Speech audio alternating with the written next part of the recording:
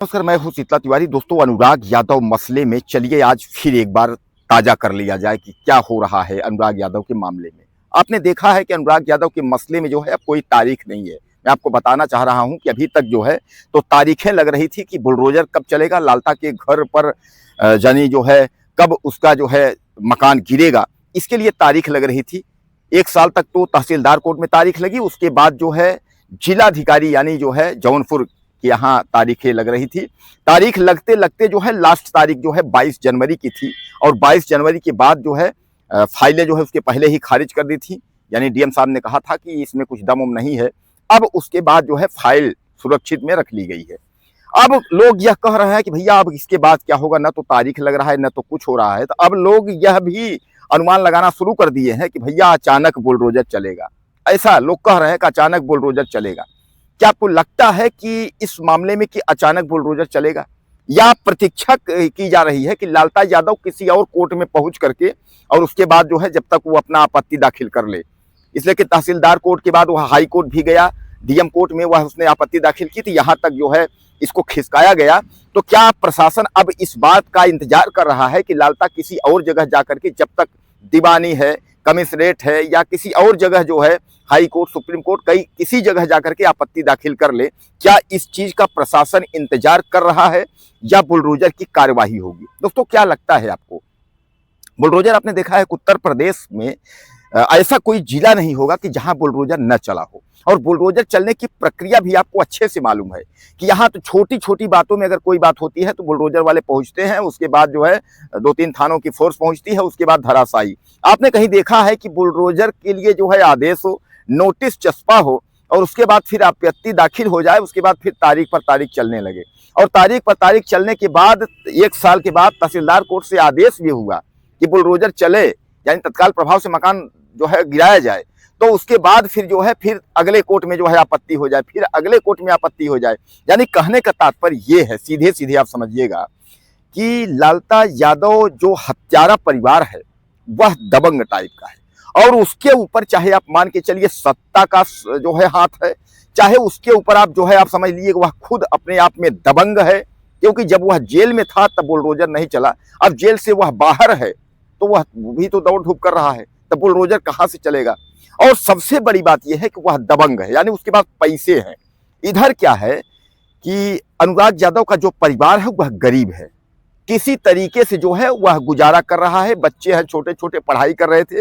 अनुराग के पिता रामजीत यादव दूध बेच करके या आने पहने जो है प्रकार मतलब किसी भी तरीके से जो है अपना गृहस्थी खर्च जो है चला रहे थे। और यह बात जो है लालता यादव अच्छे तरीके से जान रहा था, क्योंकि वह अनुराग यादव के पिता से 40 साल से वह मुकदमा लड़ रहा था, तो वह पावर जान रहा था। लालता यादव को यह पता था कि कानूनी पॉइंट में तो हम इससे जीतेंगे नहीं, तो हम क्यों न जो है प्लान के तहत, साजिश के तहत इसके लड़के की ही हत्या कर दें। आप वैसे भी देखिए लालता का परिवार देखिए या लालता का चेहरा उसका देखिए, जब आप देखेंगे फोटो में जैसे आदमी नहीं कहता हत्यारा का चेहरा इस तरीके से, उसका चेहरा देखिए आप, आपको एकदम उसमें जो चेहरे में रौनक होती है मर्द में, आदमी में, वो रौनक नहीं है उसमें। क्योंकि ये जो है दोस्तों बाल हत्या जो होती है ना, वह आपके सर पर चढ़कर चिल्लाएगी। आप यह नोट कर लीजिए, जो बाल हत्या होती है वह सबसे बड़ा पाप होता है। और यही चीज जो है लालता ने किया है। कारण यह है कि अब अनुराग यादव के पिता के पास जो है कुछ भी नहीं बचा है, यानी उनके पास कुछ नहीं है, पैसे वैसे तो है भी नहीं और उनके पास जन भी नहीं है। अब उनके पास क्या है, एक है भगवान। अब वह जो है सुबह शाम जो है भगवान भगवान कर रहे हैं कि अब वही है, ईश्वर हैं। और आप समझ लीजिए कि ईश्वर हैं, और ईश्वर जिस दिन जो है सुनवाई कर देगा तो उस दिन आप समझ लीजिए कि कोई ताकत आपको नहीं रोक सकती। अगर जिस दिन ईश्वर का जो है फाइल अगर उसने आपकी अगर चेक कर ली, उसने अगर कानूनी कार्यवाही अगर कर दी, भगवान ने कर दी, तो आप समझ लीजिए कि उसके बाद जो है कोई माई का लाल जो है आपको बचा नहीं सकता है। और फिर आपको जो है सीधे आप अच्छे खासे घर से आप जा रहे हैं, ठीक ठाक आप खाना पीना खा जा रहे हैं, और जैसे आप वहां पहुंचे यानी सड़क पे पहुंचे, वैसे कोई ट्रक आया या कुछ आया आपके ऊपर चढ़ गया। आप गाड़ी से जा रहे हैं, पता चला गाड़ी आपकी एक्सीडेंट हो गई, कहीं कुछ मतलब। यानी कहने का तात्पर्य यह है कि ऊपर वाला जब जिस वक्त आपको चाहेगा उस वक्त जो है आपकी फाइल खत्म कर देगा। तो अब जो है उस व्यक्ति के पास कोई विकल्प बचा नहीं है, उसके पास केवल यही जो है कि भगवान राम, ईश्वर, भोलेनाथ और दुर्गा, यही हैं अब उनके पास जो है, क्योंकि आपने स्थानीय प्रशासन को अच्छे से देख लिया कि स्थानीय प्रशासन जो है कितनी मदद कर रही है और क्या कर रही है। कहा यह जा रहा है कि बुलडोजर आज चल जाएगा, बुलडोजर कल चल जाएगा, बुलडोजर किसी भी वक्त चल जाएगा। भैया ये कैसा बुलडोजर किसी वक्त चल जाएगा? कुछ भी बुलडोजर चलने की संभावना नहीं है। यह दिमाग से आप निकाल दीजिए। 1.5 साल से ज्यादा वक्त हो गया कि बुलडोजर चलने वाली बात जो है, अब लालता जो है वह यही खोज रहा है कि किस कोर्ट में जाए जो कि 6 महीने 1 साल तक मामला चले। और धीरे धीरे करके कितने दिन अनुराग यादव के पिता रामजीत लड़ेंगे? धीरे धीरे करके मामले जो है पुराने हो जाएंगे। आप याद करिए कि जब अनुराग यादव की हत्या हुई थी तो कितनी मीडिया थी, सारे मीडिया सारे पत्रकार जो है दिखाते थे।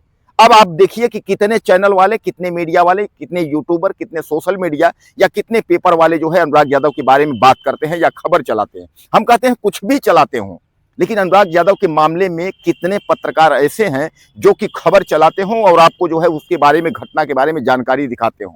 इसलिए कि सबको यह धीरे धीरे अब लगने लगा है कि भैया अब इस मामले में कुछ होने वाला है नहीं। लालता परिवार के ऊपर जो है वह सीधे सीधे सत्ता का हाथ है और सत्ता नहीं चाहेगी तो बुलडोजर नहीं चलेगा। यह सब लोग धीरे धीरे करके जो है जान रहे हैं। आपसे कोई कहेगा नहीं, लेकिन जान सब रहे हैं। हाँ, यह जरूर है कि अनुराग यादव मामले में जब कोई नई अपडेट आती है तो जो भी हमारे मीडिया कर्मी हैं, जो पत्रकार भाई हैं, वह आप तक पहुंचाने की कोशिश करते हैं। तो दोस्तों कुल मिलाकर के जो है अब 22 जनवरी के बाद कोई तारीख जो है अनुराग यादव मसले में नहीं लगी है। फाइल जो भी सुरक्षित है, फाइल डीएम साहब के पास सुरक्षित है। डीएम साहब यानी जिलाधिकारी जौनपुर क्या करते हैं, अब यह वक्त तय करेगा कि डीएम साहब कुछ करते हैं कि उसके पहले ही फिर कहीं आपत्ति दाखिल होकर के और किसी कोर्ट में जो है फिर नई तारीख आ जाती है। तो आप मुझे कमेंट करिएगा, ज़्यादा से ज़्यादा बताइएगा इस मामले में क्या हो सकता है। अपनी राय मुझे आप ज़्यादा से ज़्यादा साझा करिएगा। अगले वीडियो में फिर मिलते हैं। नमस्कार।